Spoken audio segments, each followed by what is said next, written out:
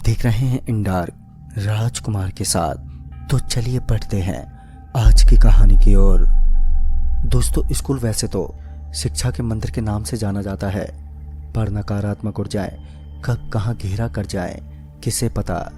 इसी तरह आज की कहानी है एक स्कूल की, जो इतनी दिल दहला कर रख देने वाली है कि इसे अकेले सुनना भी बहुत ही मुश्किल है। तो आइए जानते हैं इस स्कूल की खौफनाक कहानी। हेलो दोस्तों, मेरा नाम सुमित है। मैं आज आपको अपने स्कूल की एक सच्ची और अनसुलझी घटना बताऊंगा। स्कूल के लोग और सारे स्टूडेंट की एक समय जान निकल गई थी, क्योंकि एक समय मेरे स्कूल में इतनी खौफनाक चीजें होने लगी जिसके बारे में कोई सोच भी नहीं सकता।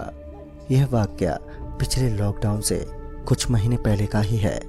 यह स्कूल जब बना था उससे पहले इतना बड़ा और शानदार दूसरा कोई स्कूल आसपास के इलाके में नहीं था। यह स्कूल सन 2017 में ही बना था। इस स्कूल के निर्माण के बाद काफ़ी स्टूडेंट ने यहाँ दाखिला लिया था और उनमें से एक मैं भी था। स्कूल के शुरुआती दिन काफ़ी अच्छे रहे। मैं उस समय 8वीं कक्षा में पढ़ता था और शुरू के दिनों में सब कुछ ठीक था, पर एक दिन जो हुआ उसने सबको अंदर से हिलाकर रख दिया। एक दिन की बात है, 9वीं क्लास के 2 लड़के ऊपर टेरेस पर गए थे। दोनों शायद घूम रहे थे और उन दोनों में से ही एक लड़का नीचे उतर रहा था। वो अभी सीढ़ियों पर ही था कि उसने एक चीख सुनी। ये चीख शायद उसी के दोस्त की थी। वो जब ऊपर गया तो उसने पाया कि उसका दोस्त टेरेस पर नहीं है और वो टेरेस से नीचे कूद चुका है। फिर वो भागता हुआ नीचे पहुंचा और नीचे एक बड़ी सी भीड़ लगी हुई थी। उसने स्कूल के प्रिंसिपल और एडवोकेट को सारी बातें बताईं। स्कूल की छत पर वॉल्स भी लगे थे, जिसके कारण छत से नीचे गलती से गिरना नामुमकिन था। या तो उस लड़के ने खुदकुशी की या फिर मस्ती करते हुए वो नीचे गिर पड़ा। उसके दोस्त ने बताया कि जब वो दोनों टहल रहे थे तब उसका दोस्त नॉर्मल था। वो तो उस समय बड़े अच्छे मूड में था। उसने अपने दोस्त को कहा भी था कि मैं थोड़ी देर में आता हूँ अपना टिफिन खत्म करके। ये सब वाकई बड़ा अनसुलझा सा क्वेश्चन था सभी के सामने। इस घटना के बाद लड़कों को अकेले टेरेस पर जाने के लिए मना कर दिया गया। इस किस्से को बीते 2 हफ्ते बीत चुके थे और एक बार फिर सब थोड़ा ठीक था, लेकिन अब कुछ इससे भी बुरा घटने वाला था। एक दोपहर की बात है, एक लड़का टॉयलेट के ही ऊपर वाले पाइप से गर्दन के बल लटक गया, जो बहुत ही दिल दहला देने वाला था। स्कूल वालों और हम में से किसी को भी समझ में नहीं आया कि ये क्या हुआ। लड़का 10वीं कक्षा में था और इसी तरह अगले 1 महीने में 3 बच्चे स्कूल में ही मर गए। इनकी मौत इतनी रहस्यमय होती थी कि कोई समझ नहीं पाता था। पेरेंट्स भी अब स्कूल के ऊपर गुस्सा थे। ये तो खैर कुछ भी नहीं था और अब आगे जो होने वाला था इसके लिए सबको तैयार रहना था। अब स्कूल में बड़ी अजीब अजीब और डरावनी चीजें होने लगी, जैसे कि स्कूल की घंटी छुट्टी से पहले ही अपने आप बजने लगती। जो बच्चे मर चुके होते बावजूद उसके रजिस्टर में उनकी प्रेजेंटी होती। हमें क्लासरूम में ऐसा लगता जैसे खाली बेंच पर भी हलचल और उठापटक हो रही है। ये सब महसूस कर पाना काफ़ी मुश्किल था। स्कूल वाले भी काफ़ी परेशान थे। अब इनकी दहशत एग्ज़ाम के समय ज़्यादा बढ़ने लगी थी, क्योंकि एग्ज़ाम के समय 8वीं से 10वीं तक के बच्चों का एक्स्ट्रा क्लास होती थी और 10वीं वाले बच्चे अपनी असाइनमेंट भी स्कूल के आखिरी कॉरिडोर वाले लाइब्रेरी में बैठकर किया करते थे, क्योंकि उनका वही एक कोना था। इसी तरह एक शाम करीब 4 बजे हमारी क्लास खत्म हुई। क्लास खत्म होने के बाद जब सभी लोग मेन ग्रिल को खोलने गए तो हमने पाया कि वो ग्रिल बाहर से बंद है। इस वक्त स्कूल में गिने चुने स्टूडेंट और कुछ स्टाफ मेंबर वहां पर मौजूद थे। तब आखिर बाहर से किसने ताला मारा होगा? टीचर्स को लगा कि हो सकता है शायद वॉचमैन ने दरवाज़ा गलती से बंद कर दिया हो। वैसे उसे ये बताया गया था कि एक्स्ट्रा क्लास चलने वाली है और उसे ये अच्छे से पता भी था। फिर नील सर ने जब वॉचमैन को फ़ोन लगाया और उससे कहा कि तुमने बाहर से ताला क्यों मारा है। इस पर उसने कहा, अरे साहब, आपको बताया तो था कि मेरी तबीयत सही नहीं चल रही है, जिस कारण मैं 4-5 दिन नहीं आऊँगा। तब सभी को याद आ गया कि आज तो वॉचमैन आया ही नहीं था, बल्कि खुद हम ही लोगों ने ये जिम्मेदारी ली थी कि जब हमारा क्लास और 10वीं वालों की पढ़ाई ख़त्म होगी तो ऑफिस और कॉरिडोर में ताला मार देंगे। अब हम लोग काफ़ी ज़्यादा हैरान थे कि आखिर ये क्या हुआ था। शाम भी ढलने की कगार पर थी और नेटवर्क गायब थे। वैसे भी हमारे साथ टीचर्स थे, जिस वजह से किसी को ज़्यादा घबराने की ज़रूरत नहीं थी। हम लोगों को टीचर्स ने कहा कि आप लोग ऊपर वाले फ्लोर पर ही रहें, तब तक वो कुछ करते हैं। टीचर्स ने लगातार पेरेंट्स या किसी को फ़ोन करने की कोशिश की, पर कोई फ़ायदा नहीं हुआ।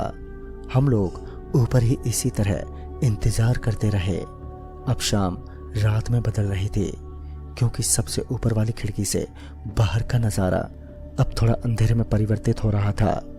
स्कूल के कमरों की लाइट्स जल रही थी, बस इसी कारण अंदर से थोड़ा बेहतर लग रहा था। लेकिन ये भी बस कुछ ही पल की राहत थी। फिर थोड़ी देर में नीचे मौजूद स्टाफ और टीचर्स ऊपर आ गए और उन्होंने कहा कि कैंटीन से उनके लिए खाने की व्यवस्था हो जाएगी।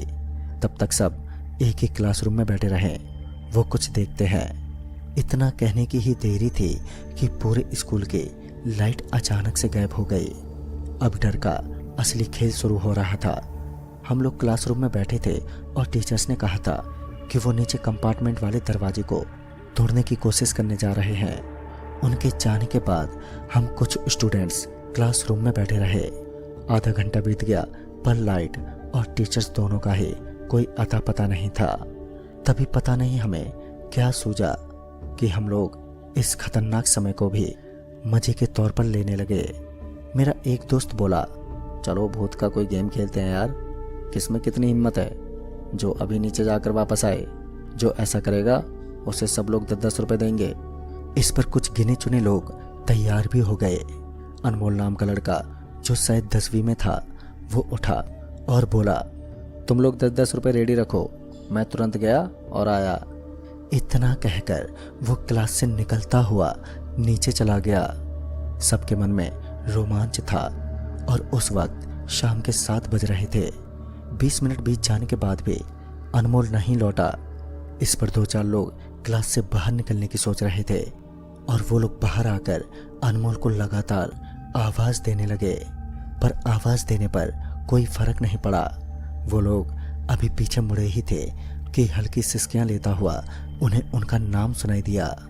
पीछे जिसने नाम लिया था वो कोई और नहीं बल्कि अनमोल था।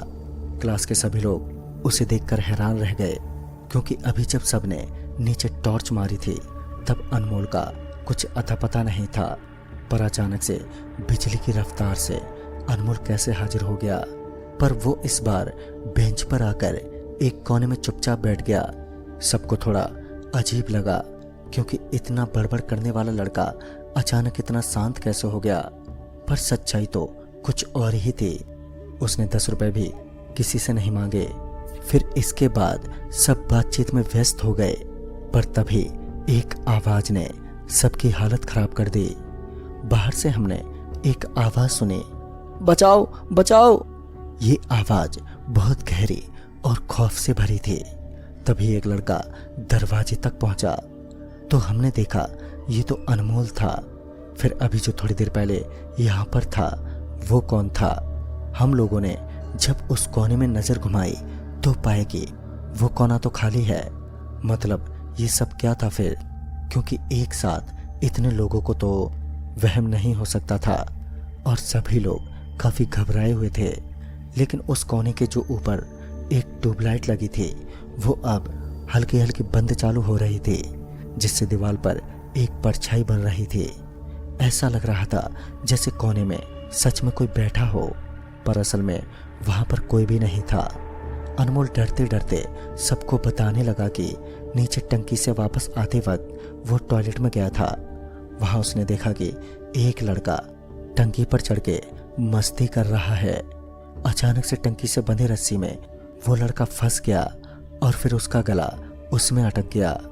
टंकी से इतने समय तक फंसे रहने के कारण उस लड़के ने तड़प तड़प कर दम तोड़ दिया। तभी अनमोल को किसी ने झटका दिया जिससे वो होश में आ गया। वो अंदर से बुरी तरह से कांप रहा था और उसे अब वही लड़का ऊपर की तरफ खींच रहा था। पर किसी तरह अनमोल ने समय रहते ही भागना शुरू किया और बड़ी मुश्किल से वो बच पाया।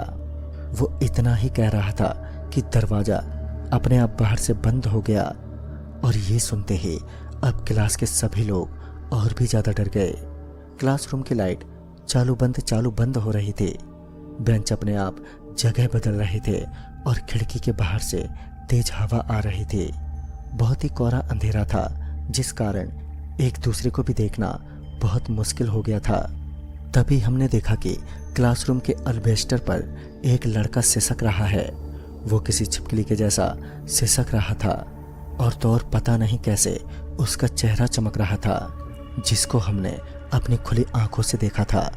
फिर हम दरवाजे को खोलने की कोशिश करने लगे पर दरवाजा तो जैसे खुलने का नाम ही नहीं ले रहा था और उस वक्त लाइट भी नहीं थी और बावजूद इसके कमरे का पंखा घूम रहा था।